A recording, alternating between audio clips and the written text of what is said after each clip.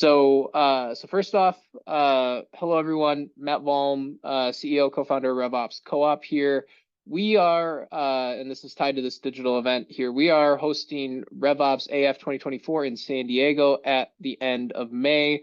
And all of these lovely, amazing panelists that you see here are actually going to be, one, not only joining us in person, but two, leading separate sessions at the actual conference. And so, yes, Daphne is traveling all the way from Ireland to join us, Cliff from Jersey, Ryan from the East Coast as well. We're all going to be collecting along with 200, 250 plus of our other RevOps friends in San Diego. And we've got a lot of in-person sessions from advanced comp planning to RevOps leadership, path to the C-suite, to customer lifecycle, and a whole lot more. And what we wanted to do with the topic today is give you all a little, call it preview, into the expertise that some of our panelists have individually and then collectively as a group. So that's what we're going to be doing. I think David on my team dropped some stuff into the chat about RevOpsAF and tickets. And then for anyone who is out there who's not a community member, we have a free membership option to RevOps Co-op. It's RevOpsCoop.com. Go ahead, join us there. All of these folks are also in the community, so easy to connect with everybody digitally. So now that I'm done with that, let me kind of get into the topic and introduce the panel that we have here today. So we are going to be talking about a couple of different things. One is mastering retention, another is AI, and the last is really sales optimization. And so I want to do quick introductions of the panelists that we have here. And so Daphne, let's go ahead and start with you. Daphne is our Director of Customer Success over at this little company you've probably heard of called HubSpot. So Daphne, one, add anything to the kind of the professional introduction that you would like there, and then two, give us kind of one interesting non-RevOps, non-work related kind of fun fact about yourself. Yeah, thank you so much, Matt.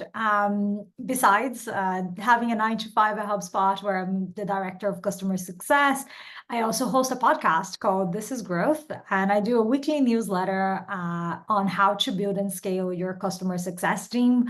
And I think on the fun side, with a 9 to 5 and such a demanding company and, newsletter, podcast, people seem to think that I do nothing else, customer success in my life.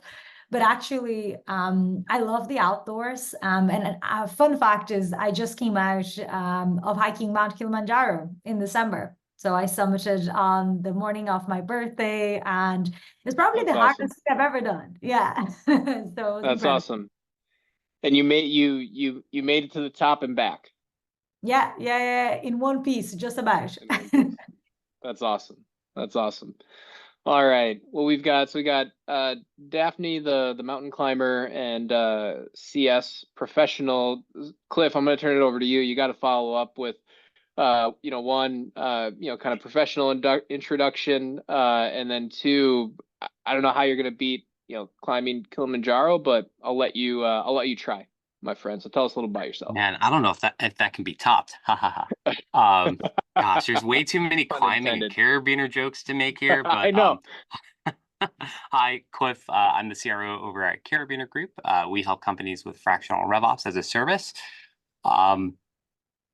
I feel like I've been on so many of these. So what's another fun fact? I've got 3 kids that are 4 and under, so that presents all kinds of its own fun challenges. I do travel a bit for work, but my wife and I are homeschooling our children. So that's a lot of fun and maybe a bit of an interesting kind of fact from a different side of the world. So putting together curriculums and homework and trying to make it fun for them to learn.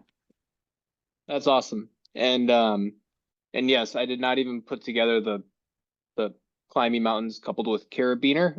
So I'm glad that you did. And yeah, I'm always amazed when I see you on the road, seemingly nonstop, and knowing about the kids at home. Lot going on, my friend. So yeah, Kelly says, "How to Scale a Family" from Cliff Simon. That's the title of the autobiography.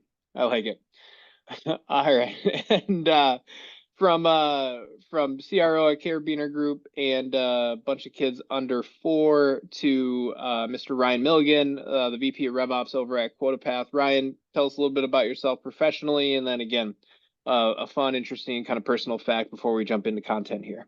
Yeah, I don't know how I'm going to top the previous fun facts, but we'll see. Hi, everyone. I'm Ryan Milligan. I lead revenue operations and sales at QuotaPath.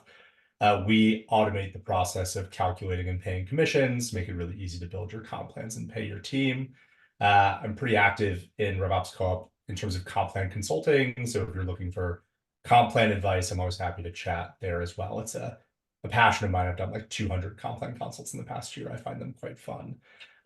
Fun fact about me is I really enjoy outside of work making and publishing crosswords, and have had 2 crossword puzzles published in the New York Times. So that's a basically fun fact of mine that I really enjoy. So always happy to talk Wordle, strands, connections, crosswords, anything of that nature. So yeah, happy to be here. That's awesome. Daphne is very excited, and I have a feeling that she will be taking you up on the I don't know, maybe like a Wordle battle of some sort after this. So Strands is my new obsession. It's their newest beta game. I'm very much enjoying it.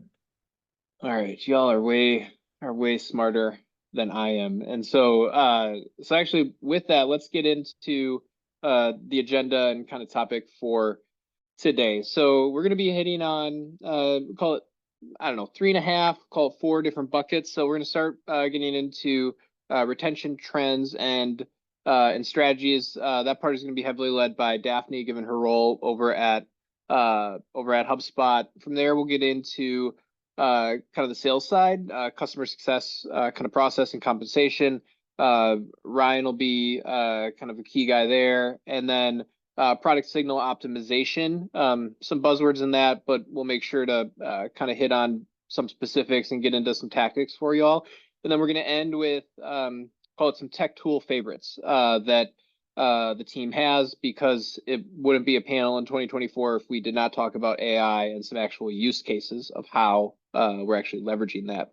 Now we've got Q&A on here again. That's going to be throughout all of this. So please drop your questions, feedback, anything on your mind into the chat, and we will definitely hit on those as we go.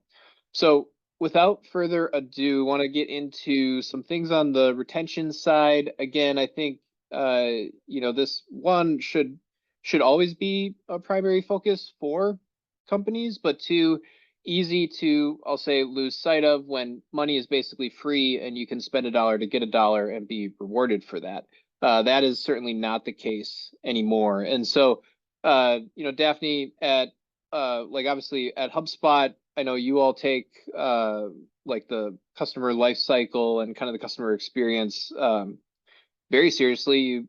You obsess over that, you always have, and then you're obviously in a kind of a unique role on the customer success side where that is right what you live and breathe as well. And so I'll turn it over to you to kind of get us into talking about some of the retention trends, statistics, things that you're seeing over there. And again, Cliff and Ryan, chime in as we kind of go through this too. Yeah, thanks, Mash. I think one of the biggest trends that we've seen over the last year is retention is harder. And I say that the same thing that you said at the start, Mash, when you said, you could spend $1 to make $1.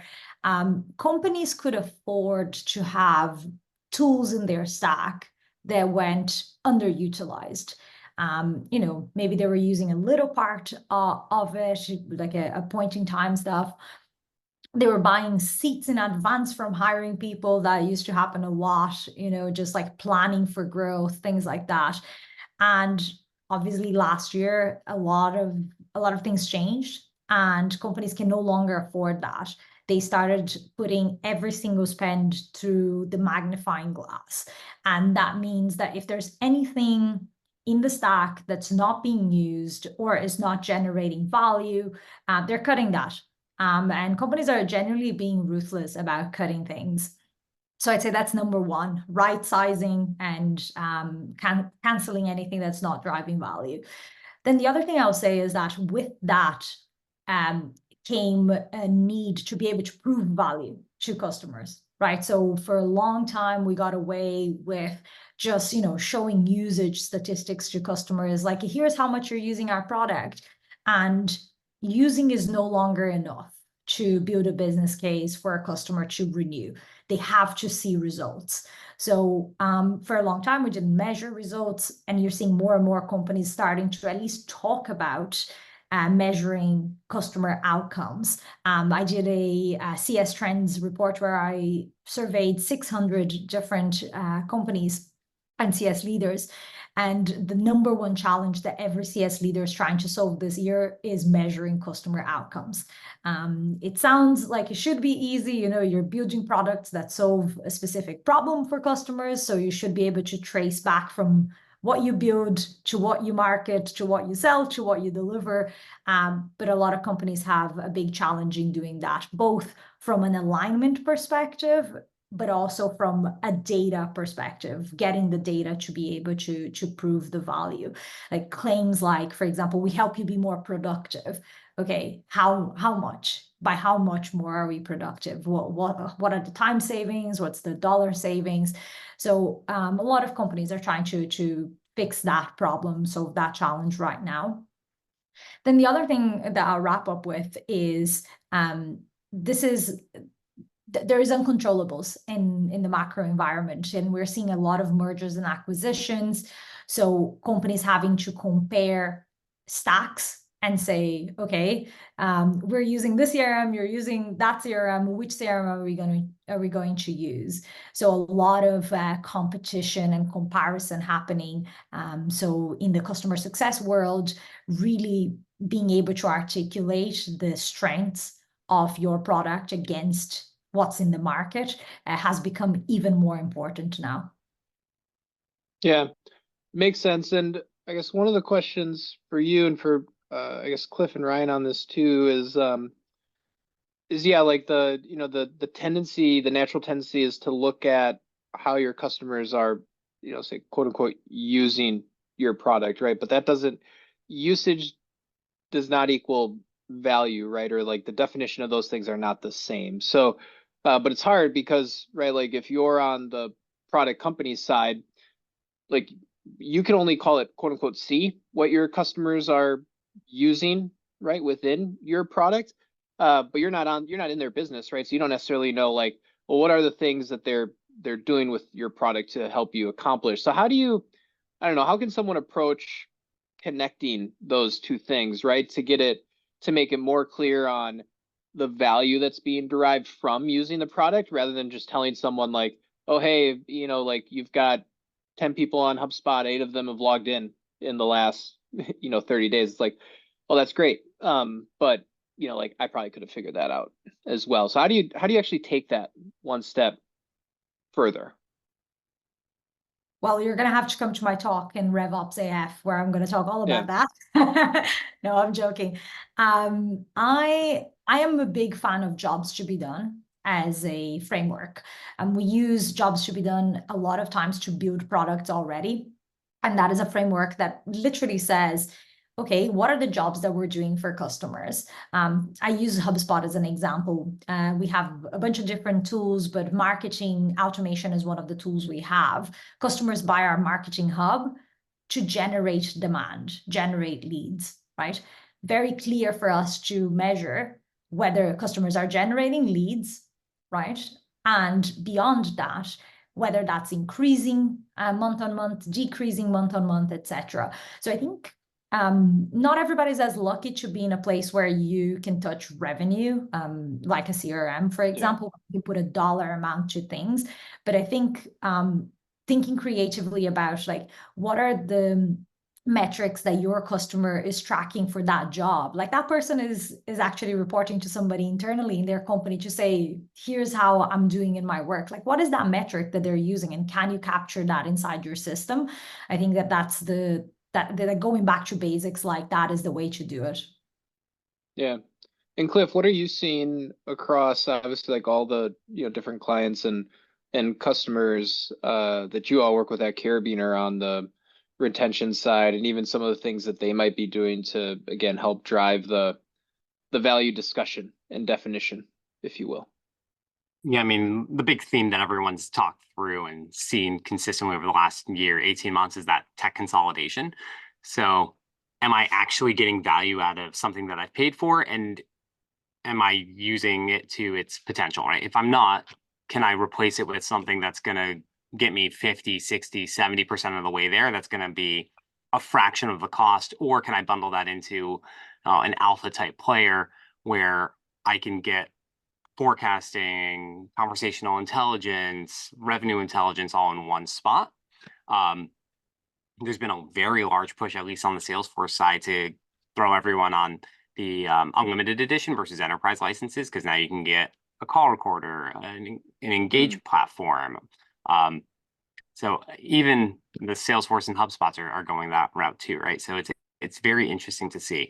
But yes, ultimately it's coming down to the CFO having a massively bigger stake at the table, and everything has to come back to dollars and cents. And I mean, Ryan, I'm sure you see this all the time too.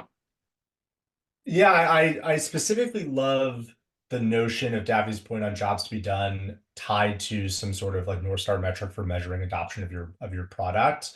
So a quota path, right? You come to quota path to build your comp plans, deploy them, and the goal is to pay your team.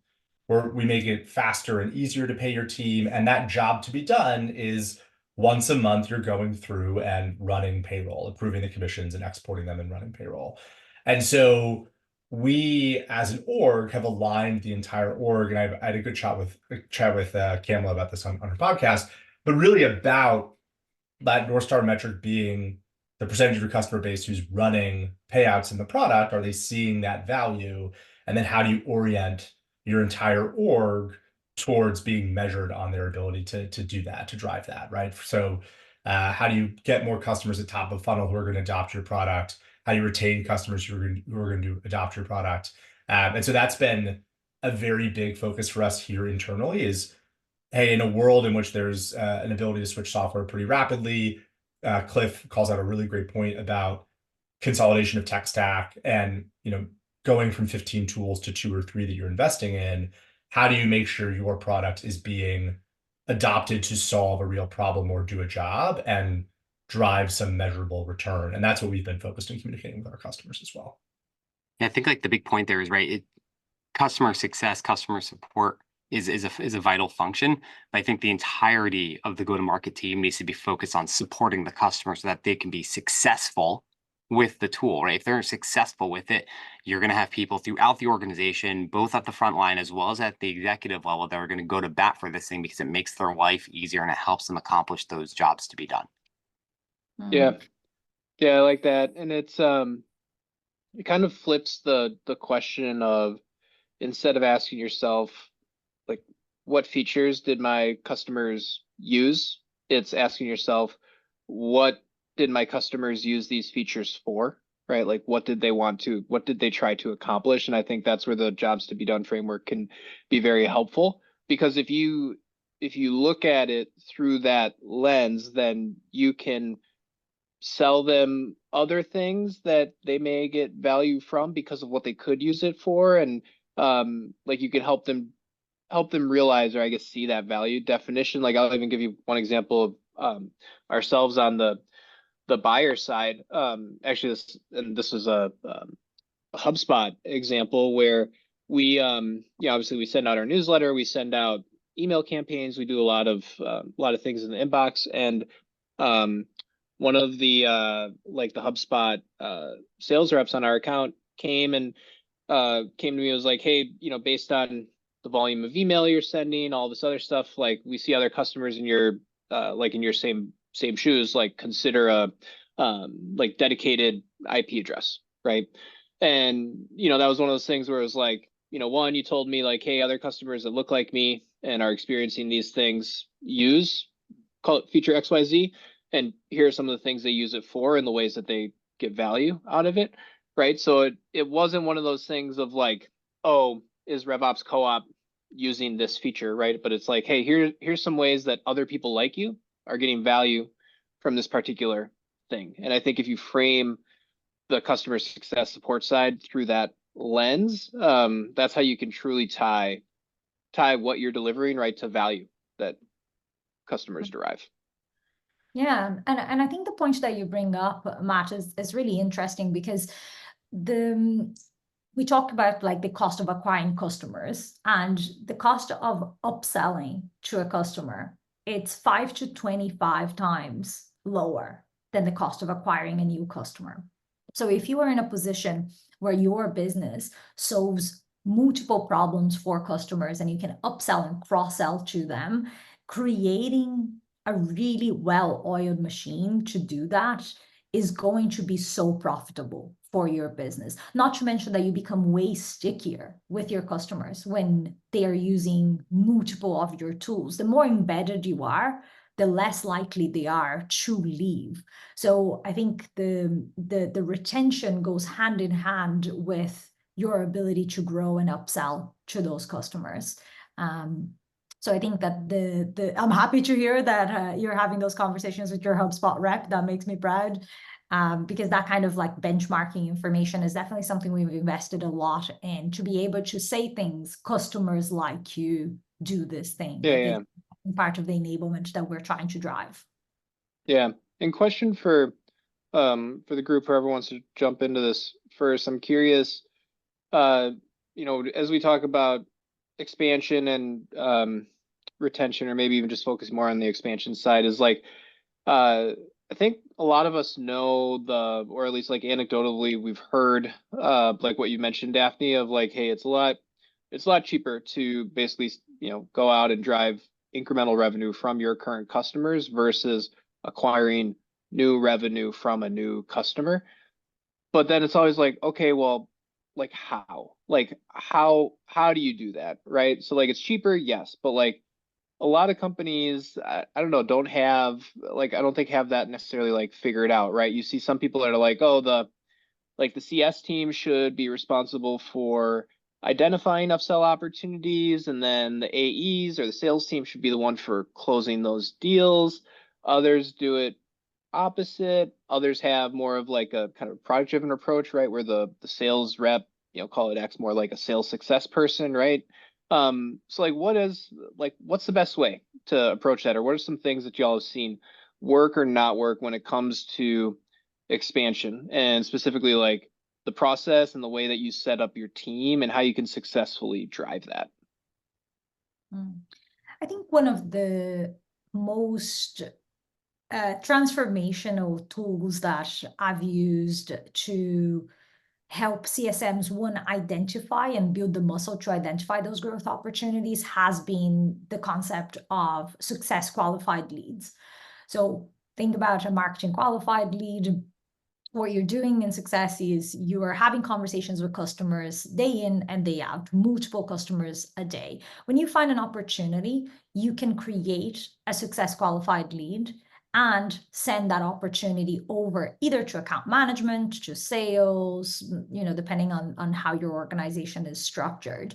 And in that way, the customer success manager can continue to retain their status as their trusted advisor, right? Like they are the person that the customer goes to realize value.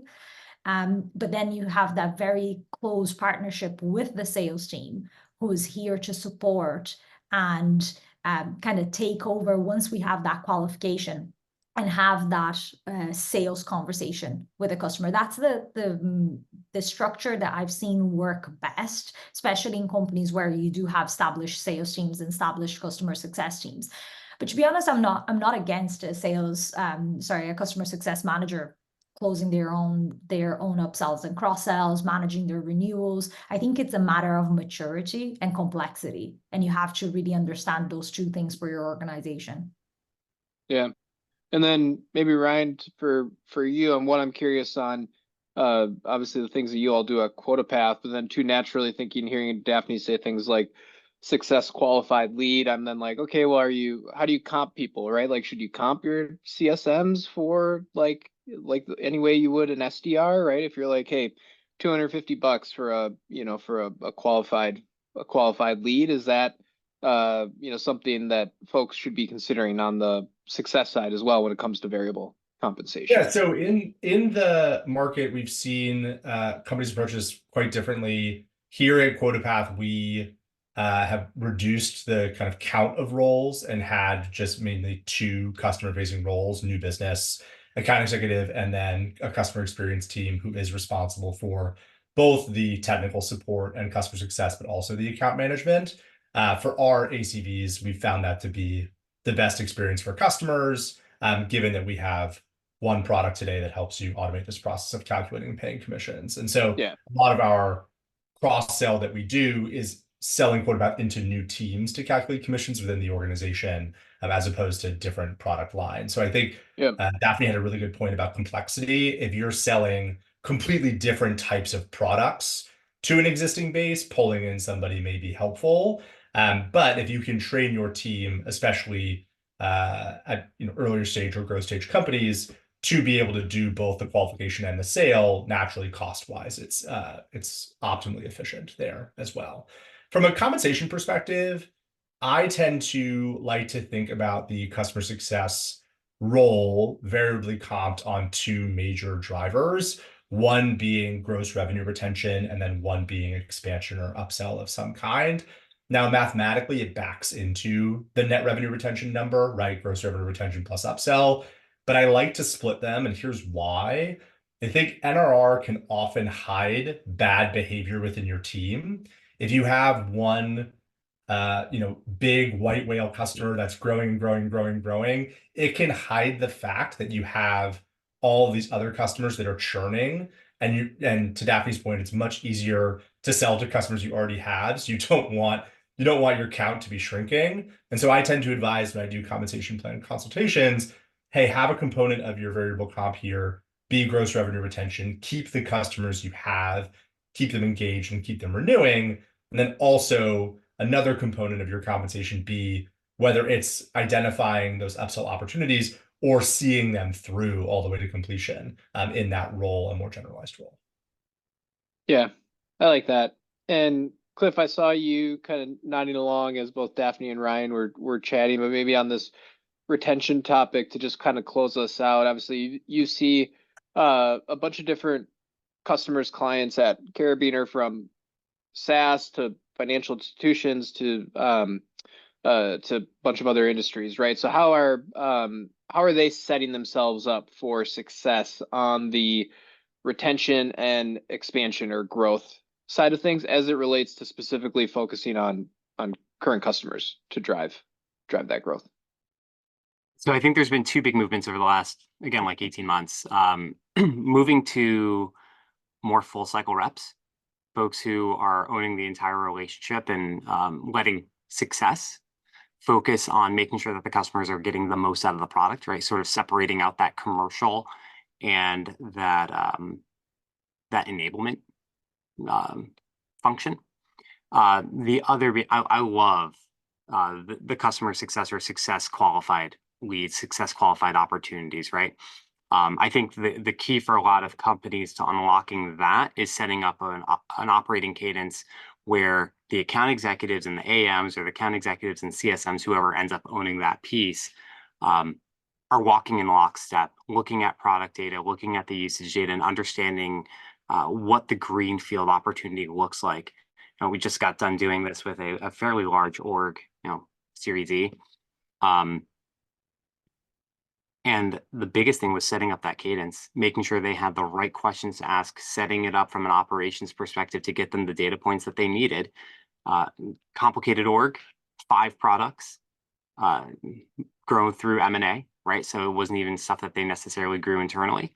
How do you drive that all together to create a unified customer experience, especially when you've got a particular product that could sell for, let's call it 20, 30K, and another product that sells for $1 million, $2 million, right? So the buyers are completely different. The buying motion is completely different. So how do you work together as a team to tackle that continually and make inroads from a multi-threading perspective?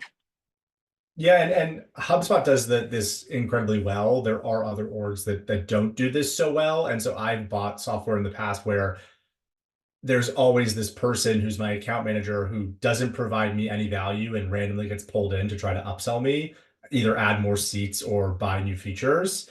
And that is like a very clunky buying experience so if you are going to navigate the CSM being very support and adoption based and have them pull another person in, make sure that person is somebody who like has some level of continuity to Cliff's point and doesn't feel like somebody who's just showing up to just try to get you to spend more money, because that feels awkward for your buyer for sure. Yeah. Yeah. No one wants that. And yeah, it makes a lot of sense in terms of the process and kind of the structure and the cadence. And yeah, I think to just kind of wrap up this retention thing, I think the other kind of aspect of this for anyone out there who, one, either maybe doesn't have a retention or kind of expansion growth motion in place today and you need to put one into play, or two, maybe you've got something but it's not great, is to what the panel talked about, right? One, you can't manage what you don't measure. And so if you're going to have something like a success qualified lead, measure the number of those leads that you're generating over a month, a quarter, a week, right? Like keep track. Sounds obvious, I know, but easy to not do. And then the last thing is, like Cliff said, set up like a meeting, right? Every month, every 2 weeks, every week, so that the teams that are involved in, call it the handoff or that process, right, are basically forced to speak to each other. And I like look at the list of qualified opportunities that have been identified, talk about why they were identified. If something maybe wasn't great on the sales side, share that feedback, right? Like just force the conversation and do those two things to get started. You will be leaps and bounds ahead of where you are today. And so one last note, pull in your yeah. partner people too. Yeah. The more the merrier.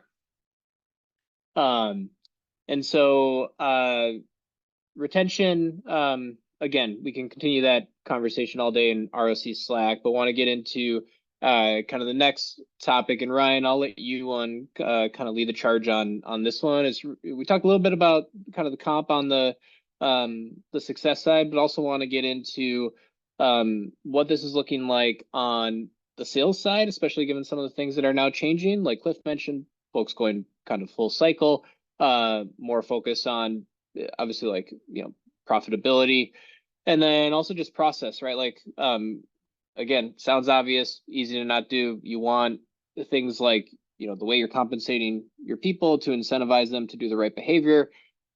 Behaviors are, you know, based on the process that you lay out for people. So I'll turn it over to you, Ryan, to, you know, kind of drop some knowledge on this particular topic and let us know what folks are doing here. Yeah, so in talking to a lot of our customers, there have been a couple key themes standing out in those conversations. I think one, from an efficiency perspective, has been that sales teams and new business teams are looking to bring on customers who are going to stay with you for a long time. You know, in a low interest rate environment a couple of years ago, when people were just looking to bring on customers of any kind and grow top line revenue as much as humanly possible, it was a different model where there wasn't as much qualification of, is this customer actually a good fit for our business in the long term, or are they someone who's willing to sign a contract today? And so what I'm advising a lot of our customers to do in conversations is identify the characteristics down funnel of who your great customers are. Is that a function of an ideal customer profile? Is that the size of the business, the tech stack they're using, the types of roles they have? There's a lot of different kind of firmographic information you can use to define an ICP. With that ICP in place, move that definition more up funnel and compensate everybody in the process for bringing those types of opportunities and conversations to your front door. So whether it's a BDR team who gets, you know, $50 per demo occurred, give them another $25 if it's an ICP demo. Whether it's a sales team for closing a new business, give them a higher commission rate if it's a ideal, perfect, great customer. Because at the end of the day, you're trying to move the retention we just talked about much, much more up funnel and reward team members for bringing on not just customers, but great customers. And so a lot of my conversations are around, hey, what are the 2 or 3 things that you know about your best customers? How do you identify those early in the sales cycle? And how do you reward your team correspondingly for bringing in those types of conversations and customers? Yeah. Yeah. Less is more in that, right? Like you identify, like you said, the 2 or 3 things that allows you to really focus and hone in on the things that matter.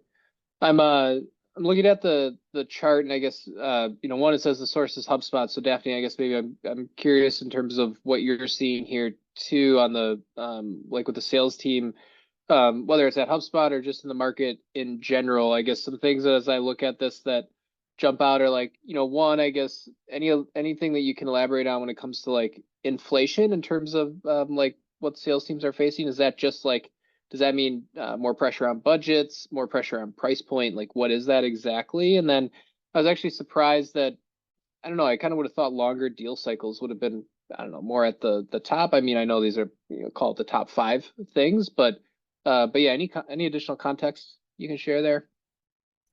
Yeah, I think the inflation piece is definitely the purchasing power of our customers, right? Like the cash is more expensive, it's harder to come by, everything is going up in price to run a business, including your very, very basic costs when it comes to people, right? So you had to readjust salaries for inflation in many cases, and that is an expensive thing to do.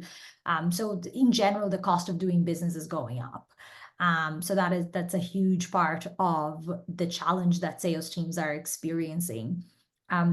I think one of the stats that we have there, the AI can help sellers save 2 hours a day. If you think about rep productivity, when it's harder to sell, when the sales cycles are longer, when the CAC is going up, when marketing budget isn't as effective, when you have all of those things, the productivity of your sales team is extremely important. If you have your sales team sending manual emails every single time they get a lead, or you get somebody manually assigning leads, like any of those manual tasks are taking too long, right? It's taking too much precious time that sales teams could be talking to high value leads and moving those deals along. So anything like if we think about AI, like all the way from lead scoring, where the AI is maybe a little bit less obvious, all the way to generative AI helping reps generate really valuable, really engaging content. All of those things are going to help the sales rep improve their productivity and therefore just get more deals, more average selling price, more revenue in the end of the day for the organization. Yeah, it makes sense. And I guess we talked about the AI piece, obviously helping sellers save time, which will increase that top number, right, of 35% of their time kind of actively selling. And yeah, I think we see the same thing in terms of prospects conducting their own research. I mean, we have a tools and software channel in the community that people are asking all the time, like, hey, does anyone have experience with product XYZ and product ABC? We're evaluating them for this thing, right? So like people will go out and search for things on their own. I guess one of the things I'm curious from y'all, because I guess I see 2 things, one on here talking about, brands that provide a higher degree of personalization, gain, call it more customer loyalty. And I think a lot of folks are looking at how AI, or maybe just making a direct, I don't know, correlation or leap from, oh, I'll use AI to get me that high degree of personalization.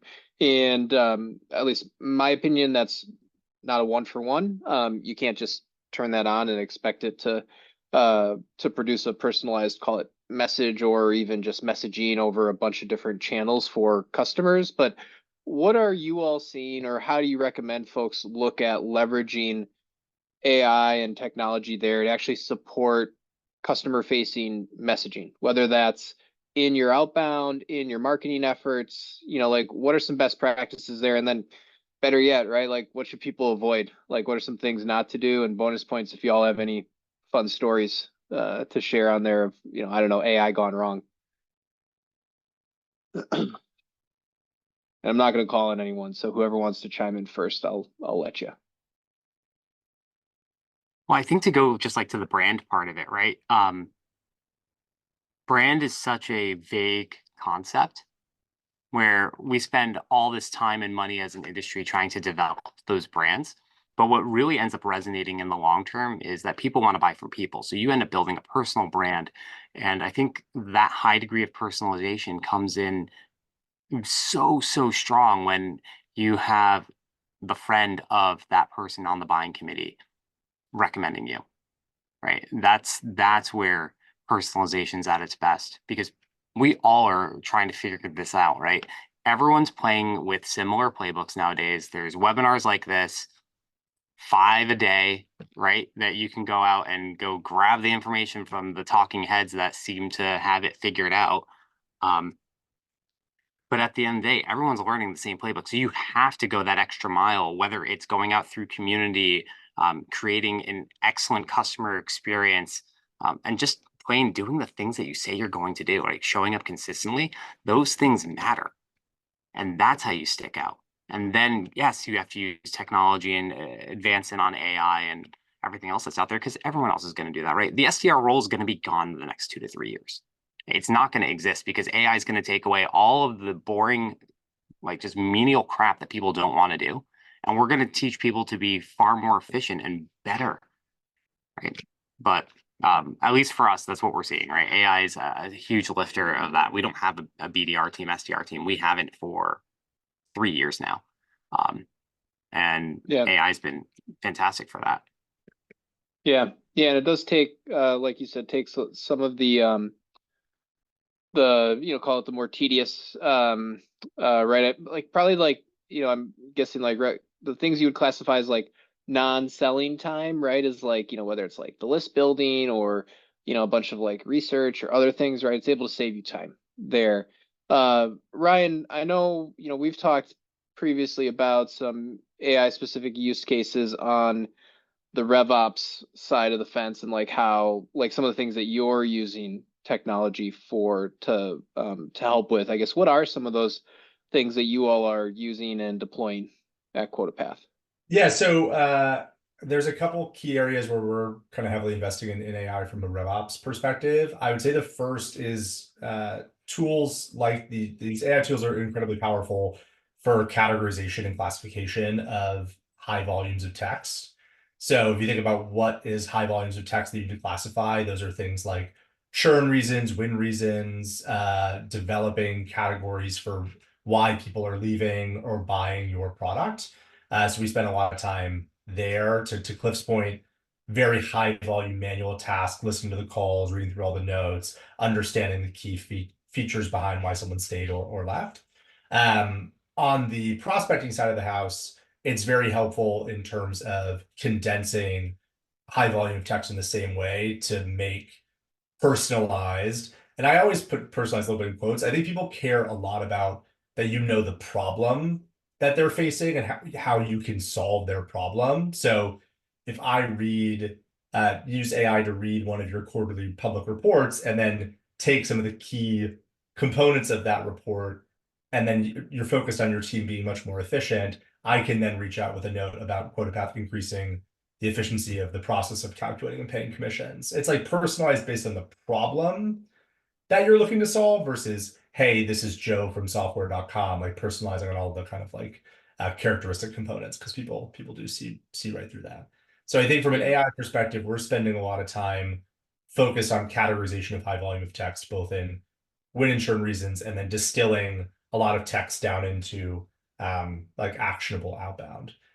You asked for some of the ones that are funny that I get all the time. I went to Tuck for business school. So Tuck School Business at Dartmouth - whatever software they're trying to sell me. And I get the same note over and over, like, hey, Ryan, I saw you went to Tuck. Did you like Winter Carnival? Enter. Do you have ERP system? Like the most random chunked two things. So that is where it's gone wrong, where they're trying to get my attention for some fact about me, but not understanding the problem that I'm facing right now.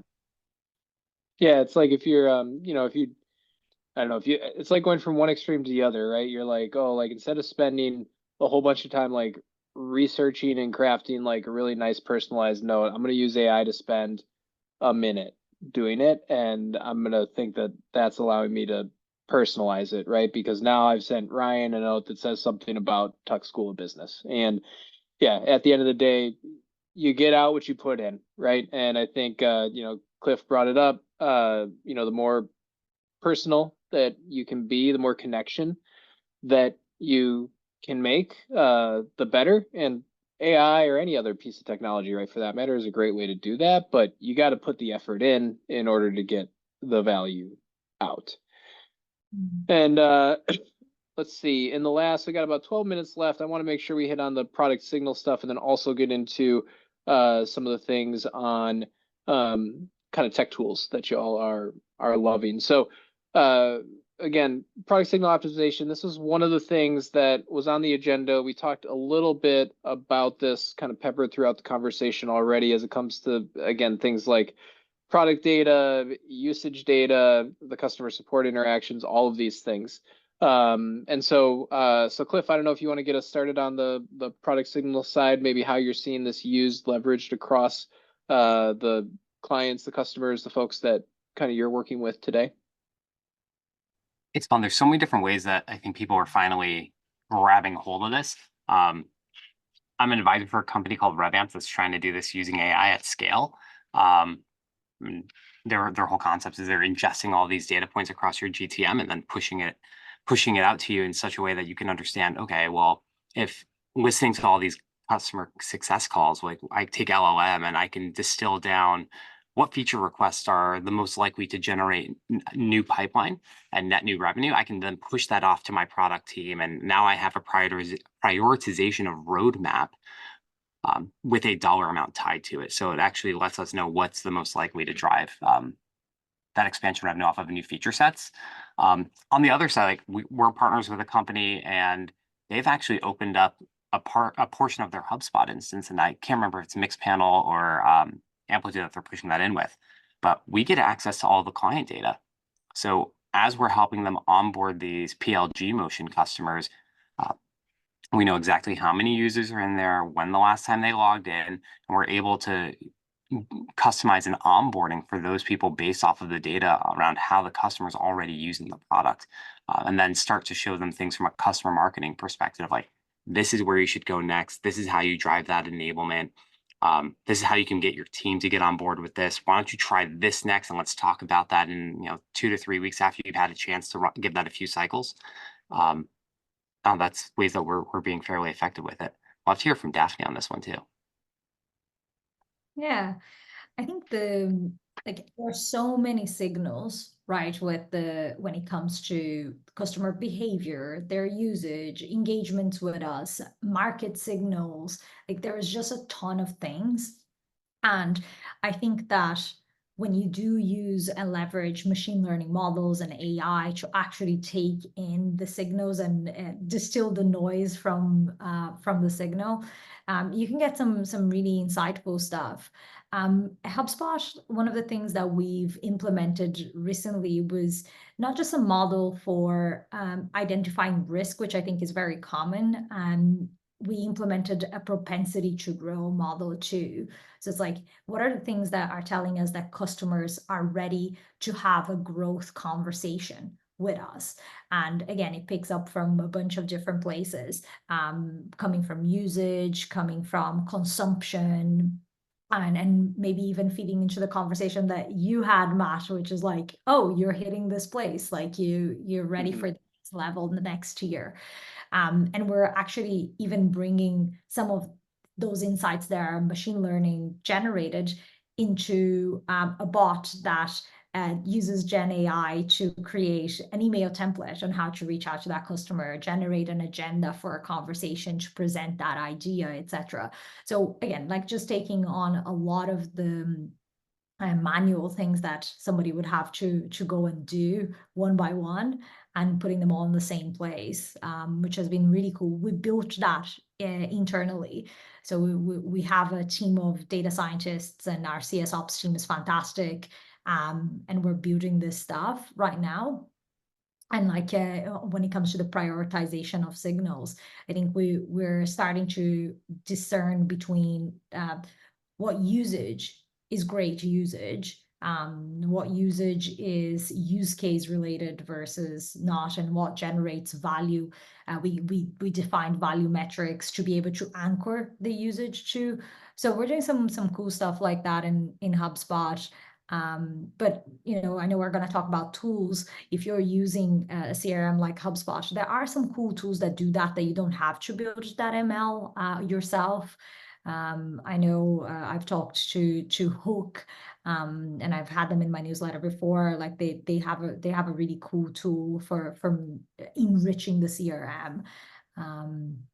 So yeah, that's some of the stuff that we're doing in that area. Yeah.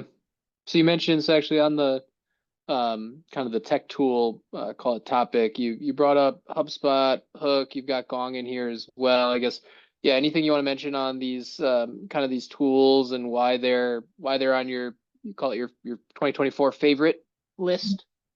HubSpot will forever be on my favorite list, no Uh-huh. matter the year. But yeah, I think obviously the CRM is the backbone of your go-to-market efforts, your organization.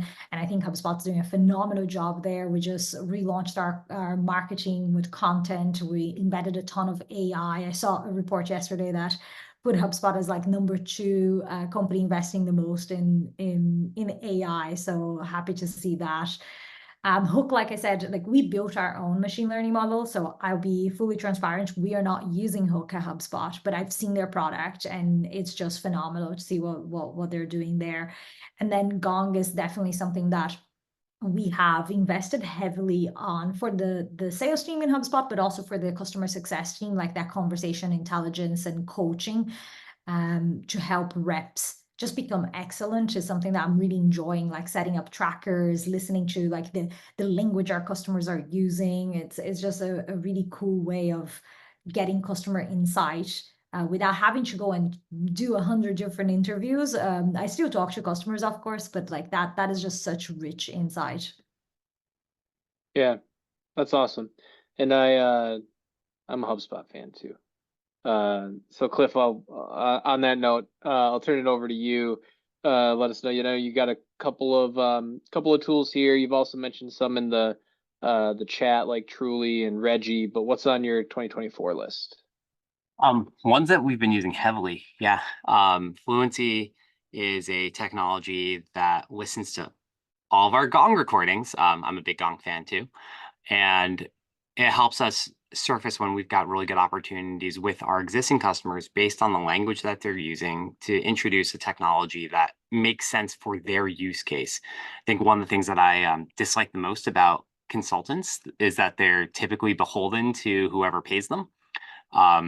And something that I don't ever want for Caribbean or for my customers, right? I want to make sure that they're getting something that works for them. And Fluency really helps us to surface that. So listens to our recordings, shows up as a Slack message, and then off of that, we can go and make a introduction directly to that company, or we can send them a referral or whatever it might be. So it just makes that process really easy. But it's listening to those calls, looking for sentiment and context, and then letting us know, like, 0 to 10 stars, this is a match, not a match, and why. So that's been great. Qflow is something I've been using for probably about 2.5 years now. It stays on the top of my list because as a company that's grown really quickly, it was one of the few things that I found could accurately predict future revenue based off of opportunities that had not yet even been created. So helped me figure out outbound pipe before we ever even knew those companies knew about us. So big fan of that. Nice. It also helps me track things like win rates, how many opportunities we need to. It's basically everything I use on the back end to do my waterfall and capacity planning. So I live by it essentially. Those are probably my two favorite from an AI perspective. The other one that's probably a little bit more niche because we do a lot of Salesforce work. Sorry, Daphne. We do a lot of HubSpot too. Is a tool called Sonar. They've got this really, really cool AI piece within Sonar that if you click a button, instead of having to go through and read what every branch of a flow does, the AI looks at the flow, reads all of that out, and then builds the description for you. So something that used to take someone on my team like an hour and a half to go through, depending on the complexity of the flow, now it just does that in like a minute. Yeah, so that's awesome. Little time savings. Yeah, an hour to a minute. And Ryan, in the last couple of minutes, we'll hit on what you mentioned. I know in the chat you brought up things like Smart Lead and Clay, those are on your list here too. So yeah, tell us what's on your list and why. So we've been focused on building much more of an outbound motion here at QuotaPath. The interesting thing for us is that you have to know the pain pretty much right when you have it about, hey, I reached this inflection point that it's taking me too long to calculate and pay commissions. And so there's a really important point in time moment to our outbound to find somebody right when they're in that moment. And Clay and Smart Lead have been very, very helpful for that. So Clay, you can do high volume contact research in sort of like a enriched Airtable style format where you can pipe in contacts, use information to identify their LinkedIn's and email addresses, and then enroll them into cadences. And so it's basically kind of like a Zapier enriched table style situation, which has been very helpful for us at a high volume. And then Smart Lead enables you to warm a number of inbox domains, so to do high volume email, which has been very helpful for us. And then people who open emails, we can then just enroll them into cadences for LinkedIn and calls and that sort of thing. So it's taking a high volume top of funnel and distilling it down into the people we want to be talking to. So those have been two. They're both kind of LinkedIn darlings right now, but they've been two of my favorite tools as well. Yeah, that's great. Yeah, we use Clay for some data enrichment on the data enrichment side at RevOps Co-op too. It is super helpful to understand again where folks are located, for example, so we can send invitations to in-person events that to our members that are located in that region, right? So a lot of things that are just otherwise hard to find, super easy to use with Clay. And with that, we are basically at time. So in the last minute that we have left, I just want to give a big shout out to our entire panel. Cliff, Daphne, Ryan, thank you all for joining us from all the way, call it across the pond in Ireland and just on the East Coast as well. And then to all of our attendees, thank you for tuning in and for sticking around for the full hour. We dropped LinkedIn profiles for everybody in the chat, so feel free to connect with the panelists on LinkedIn. They're all in RevOps Co-op as well, and they'll all be at RevOpsAF in San Diego at the end of May. So whether it's in real life, over Slack, over LinkedIn, and literally anything in between, plenty of opportunities to connect with folks. But with that, I will let you all run. So have a great rest of your Tuesday, and I'll see you all at the next one. Take care, everybody. Thanks, team. See ya.